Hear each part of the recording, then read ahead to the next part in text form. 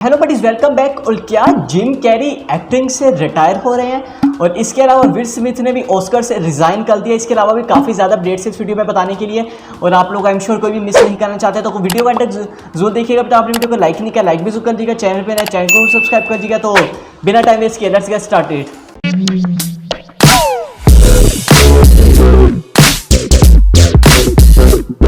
पहली अपडेट के बारे में बात करें तो ये निकल कर आ रही है जेम्स गन और गार्डियन ऑफ द गैलेक्सी से। आप लोगों को पता ही होगा कि कैसे James Gunn guardians of the Galaxy volume 3 को डायरेक्ट कर रहे हैं। तो रिसेंटली एक फैन ने इनसे ये पूछा कि how are the vibes on set, के मतलब सेट में कैसा माहौल है, कैसी वाइब्स हैं।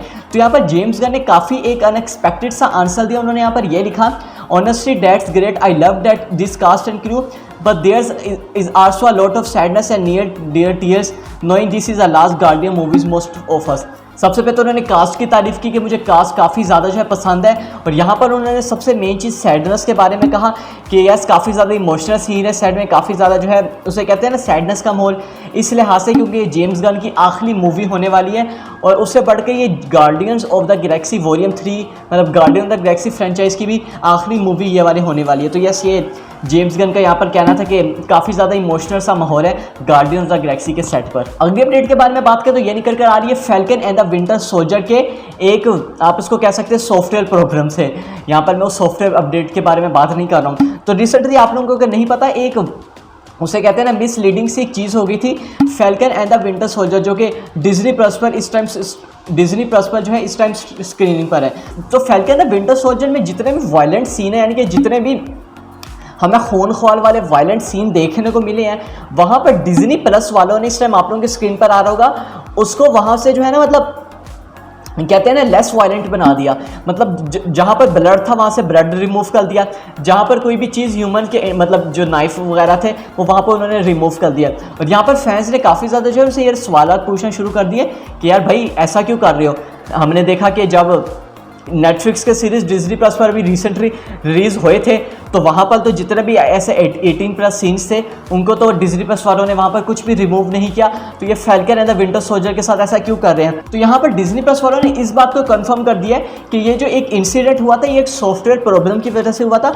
हम किसी और एपिसोड के क्रेडिट सीन को चेंज कर रहे थे और उसके कॉन्सिक्वेंसेज में falcon and the winter soldier के ये वाले सीन्स चेंज हो गए। और वहाँ पर उन्होंने इस बात को ये भी कंफर्म कर दिया, जब मैं वीडियो बना रहा हूँ वहाँ पर जो इसके ओरिजिनल सीन्स हैं उनको रिस्टोर भी कर दिया गया, यानी कि जितने भी वायलेंट सीन है उनको वापस वायलेंट बना दिया गया है।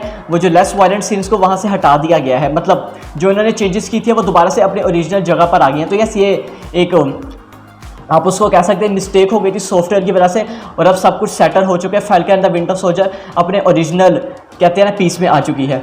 अगली अपडेट के बारे में बात करें तो ये बेनेडिक्ट कम्बरबैच से आ रही है। उन्होंने डॉक्टर स्ट्रेंज के रिसेंटली इंटरव्यू देते हुए उन्होंने यहाँ पर ये कहा है कि यहाँ पर जितने भी मल्टीवर्स की चीज़ें हो रही हैं इसमें इसके पीछे सिर्फ एक बंदे का हाथ है, और वो है और कोई नहीं बल्कि पीटर पार्कर। यस उन्होंने यहाँ पर यह कहा कि उन्होंने सबसे पहले तो ये कहा कि हम सबको पता है कि हम सब पीटर पार्कर से कितना ज़्यादा प्यार करते हैं, मतलब हमें वो कितना ज़्यादा कैरेक्टर पसंद है। और उसके बाद उन्होंने यहाँ पर मेन चीज़ यही कही कि यहाँ पर जो जितनी भी मैं जो स्पेल कर रहा था, मतलब जो मेरे स्पेल में गड़बड़ी हुई यानी कि 6 दफ़ा वो वाला स्पेल हो गया, इसके पीछे पीटर पार्कर का हाथ है, और उसको इसके कॉन्सिक्वेंसेस जो हैं उसको इसके जो रिजल्ट है उनका सामना करना पड़ेगा, और वो हमें डॉक्टर स्ट्रेंज में पता लग जाएगा। और यस ये डॉक्टर स्ट्रेंज का कहना था, काफ़ी उन्होंने मैं कह सकते हैं सरकास्टिक वे में इस वाली चीज़ को कही कि जो भी मल्टीवर्स की चीज़ें हो रही हैं इसके पीछे सिर्फ पीटर पार्कर का ही हाथ है। यहाँ पर अगली अपडेट के बारे में बात करें तो ये निकल कर आ रही है विल स्मिथ से। तो यस विल स्मिथ ने रिसेंटली आप लोगों को पता होगा जो इनकी कंट्रोवर्सीज चल रही होंगी ऑस्कर्स के साथ, और यहाँ पर विल स्मिथ ने रिज़ाइन कर दिया है ऑस्कर से, और वहाँ पर उन्होंने एक जो है काफ़ी ज़्यादा हार्ट ब्रेकिंग जो है मैसेज भी रिलीज़ किया है। यहाँ पर सबसे पहले अगर मैं बात करूँ, यहाँ पर विल स्मिथ ने तो सबसे पहले जो है अपोलोजाइज़ किया है। यहाँ पर सबसे पहले उन्होंने एकेडमी से अपोलोजाइज़ किया, और यहाँ पर अगर हम सबसे मेन चीज़ के बारे में बात करें जो कि ये निकल कर आ रही है कि विल स्मिथ ने ऑस्कर से यानी कि अकेडमी अवार्ड से रिज़ाइन कर दिया है। यस ये काफ़ी ज़्यादा एक मेजर अपडेट है जिसको मैं तो पर्सनली नहीं कर रहा था कि अगर एकेडमी वाले चाहें उसको वहाँ से निकाल सकते हैं, मगर विल स्मिथ ने खुद ही रिज़ाइन कर दिया है। और वहाँ पर उनके रिज़ाइन करने के बाद उन्होंने ये कहा है कि मैं नहीं चाहता कि जितनी भी यहाँ पर मैंने वायलेंस चीज़ें की है, जो मैंने उसको स्लैप किया है, ये दोबारा कोई भी आर्टिस्ट यहाँ पर करे। और उन्होंने सबसे मेन चीज़ यहाँ पर यह भी कही है, अब मेरे मतलब आप लोगों को अगर नहीं पता तो एकेडमी अवार्ड जो है कि इन्वेस्टिगेशन बिठा रहा है विल स्मिथ के खिलाफ। तो यहाँ पर उन्होंने ये कहा है जो फ्यूचर कॉन्सिक्वेंसेज होने वाले हैं, यानी कि जो ऑस्कर मेरे खिलाफ जितने भी उसे कहते हैं ना जी एक्शंस रहेगा, मैं उनको एक्सेप्ट करने के लिए पूरी तरह से तैयार हूँ। तो वैसे ये काफ़ी ज़्यादा एक मेजर चीज़ निकल कर आ रही है कि जो विल स्मिथ ने यहाँ पर अपोलोजाइज भी कर दिया एक तो, और दूसरा उन्होंने ऑस्कर से रिज़ाइन भी कर दिया। यहाँ पर अगर आप लोग को रिज़ाइन का मतलब नहीं पता तो रिज़ाइन से मुराद देखें ऑस्कर्स के ना कहते हैं ना मेंबर्स होते हैं, उन्होंने मेंबरशिप से रिज़ाइन लिया है। कहने का मतलब ना अब वो वोट डाल सकते हैं कि कौन सी मूवी को सेलेक्ट होना चाहिए, कौन सी मूवी को ऑस्कर्स ऐसे नहीं मिलने चाहिए।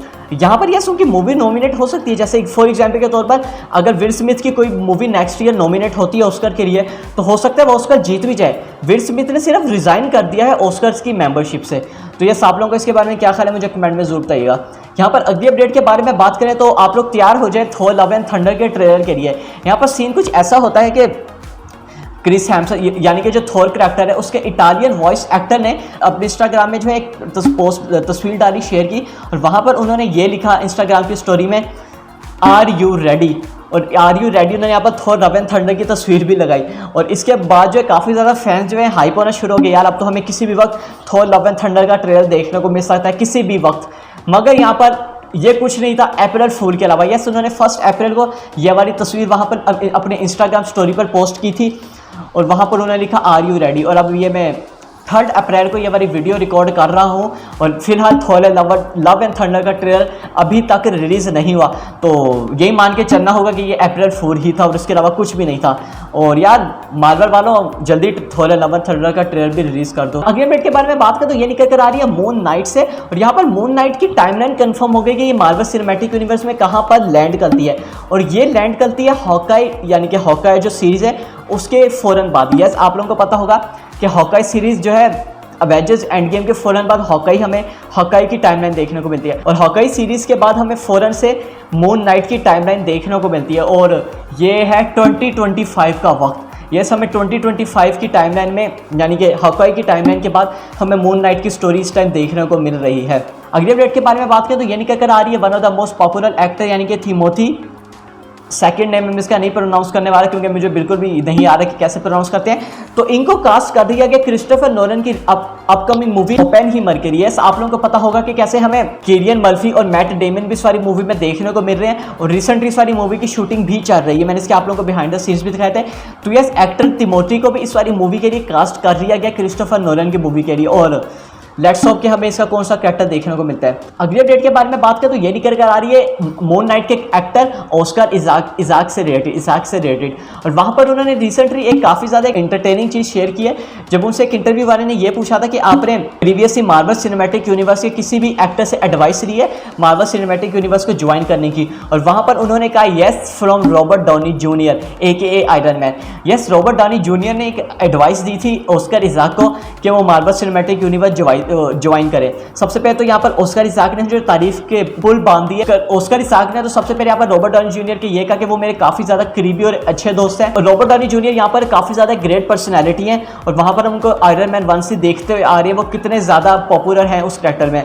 तो यहाँ पर अगर उस एडवाइस के बारे में बात करें जो रॉबर्ट डाउनी जूनियर ने दी थी ऑस्कर इसाक को, और यहाँ पर एडवाइस उन्होंने यहाँ पर दी थी केविन फाइगी से मुतालिक। यस यहाँ पर उन्होंने केविन फाइगी से मुतालिक कहा था रॉबर्ट डाउनी जूनियर में कि केविन फाइगी सबसे पहले तो एक काफ़ी ज़्यादा जीनियस इंसान है, और यहाँ पर उन्होंने ऑस्कर इसाक को ये कहा कि आप जो अपने आइडियाज़ होते हैं यानी कि उसे कहते हैं ना जो अपने प्लान्स होते हैं आइडियाज़ होते हैं उनको केविन फाइगी के साथ बिल्कुल लेकर आना, वो कंट्रीब्यूट करना। केविन फाइगी जिसे कहते हैं ना खुले दिल के इंसान है, वो बिल्कुल प्लान्स को सुनते हैं, वो एक कोलैबोरेटर हैं। अगर तुम उनके साथ अपने आइडियाज़ को पिच करोगे, अपने आइडियाज़ शेयर करोगे तो वो ज़रूर उन पर काम करना मतलब ज़रूर उनको डिस्कस करेंगे, और अगर वो उनको स्ट्रॉन्ग लगा तो उन पर ज़रूर काम करेंगे। तो ये से काफ़ी ज़्यादा एक उन्होंने कहते हैं ना रिस्पेक्टफुल मूवमेंट था ये वाला। आप यहीं से देख सकते हैं कि केविन फाइगी के लिए कितनी ज़्यादा रिस्पेक्ट है एक्टर्स के लिए। रॉबर्ट डाउनी जूनियर जो है कितनी ज़्यादा रिस्पेक्ट रखते हैं केविन फाइगी से रिलेटेड।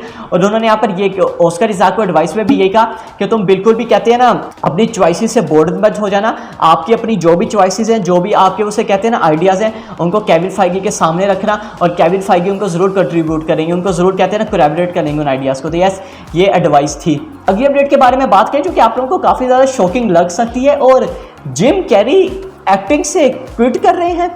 यहाँ पर एक इंटरव्यू का सवाल हुआ था जिसके जवाब में जिम कैरी ने यहाँ पर ये कहा है, आप लोग गौर से सुनिएगा, वेर आई एम रिटायरिंग या probably I am been very serious.